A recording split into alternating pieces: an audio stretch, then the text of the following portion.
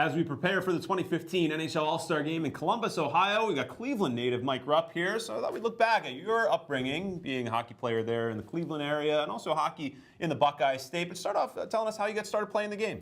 Yeah, in Cleveland, it wasn't that popular. I was the only kid in my elementary school that played hockey. It was started with a neighbor that played, and I'd just go on the driveway and we'd beat up his garage shooting, tennis balls and pucks at his garage, and it just kind of evolved from there. And hockey has grown quite a bit in Cleveland. There's teams now. I go back home to visit my mom, and there's teams everywhere, and they're kind of connecting the dots. Columbus was a great addition in the NHL, which is kind of mend that gap between Cleveland and Akron, Canton area to Columbus, and there's hockey kind of being played all through Ohio now, so it's pretty neat. Pretty cool to see, isn't it? And the college hockey's always been there with Bowling Green and Miami and Ohio State and so forth. You were a trailblazer, though. There weren't too many players coming out of the state of Ohio and playing in the National Hockey League, and you did it.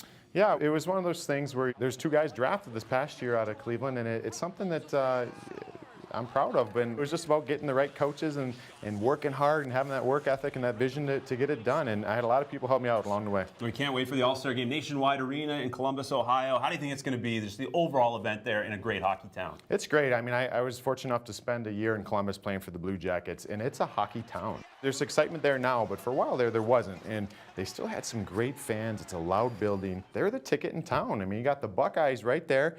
And as far as professionally, you got the Columbus Blue Jackets, so they get a lot of support. I'm pumped to see it there. I'm going to definitely go down there and check that out in Columbus, Ohio, and it's a great platform for hockey in Ohio. Looking forward to a 2015 NHL All-Star Game in Columbus.